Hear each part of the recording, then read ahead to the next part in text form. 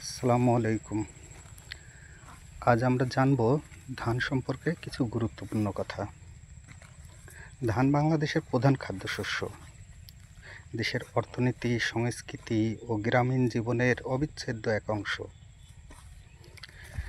এটি একটি শস্যজাতীয় উদ্ভিদ, যার দানা থেকে আমরা চাল পেয়ে থাকি। চাল হলো আমাদের প্রধান খাদ্য, যা দেশের প্রায় ৮০% মানুষের মূল আহার। ধান প্রধানত উষ্ণ ও আর্দ্র জলবায়ুতে ভালোভাবে জন্মায়। বাংলাদেশে বছরে প্রধানত ৩ মৌসুমে ধান হয়: আউশ, আমন ও বোরো।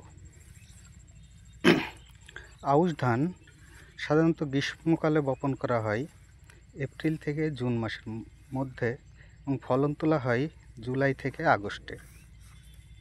আমন ধান বর্ষা মৌসুমে বপন করা হয় জুলাই থেকে আগস্টে এবং ফসল কাটা হয় নভেম্বর থেকে ডিসেম্বরের মধ্যে। বোরো ধান শীতকালে বপন করা হয় নভেম্বর থেকে সাধারণত জানুয়ারির মধ্যে এবং ধান কাটা হয় এপ্রিল থেকে মে মাসের মাঝামাঝি সময়ে। ধান চাষের জন্য উর্বর দোআঁশ ও পলি মাটি সবচেয়ে উপযোগী। পর্যাপ্ত পানি সরবরাহ, সঠিক সার প্রয়োগ ও রোগ পোকা দমন ধান উৎপাদনের মূল শর্ত। ধান গাছের বৃদ্ধিতে নাইট্রোজেন, ফসফরাস, পটাশিয়াম, সালফার, দস্তা আমরা সাধারণত ব্যবহার করে থাকি।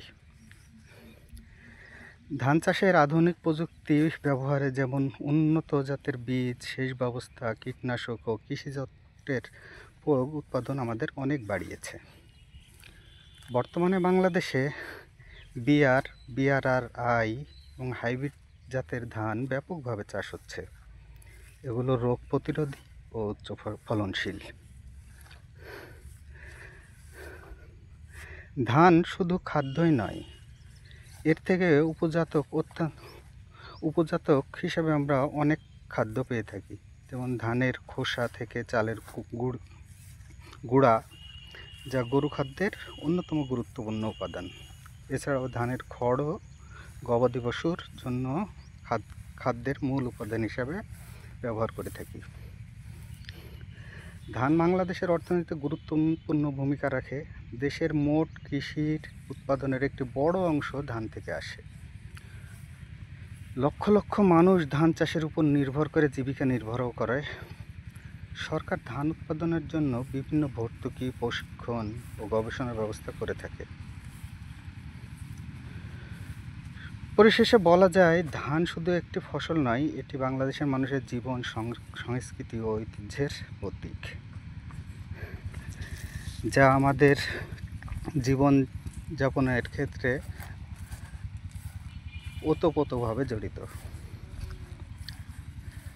তাই আমরা যারা কৃষির সঙ্গে জড়িত, এর গুরুত্ব নিয়ে আমরা সবসময় সজাগ থাকব। আজ পর্যন্ত সকলে ভালো থাকবেন। আসসালামু আলাইকুম।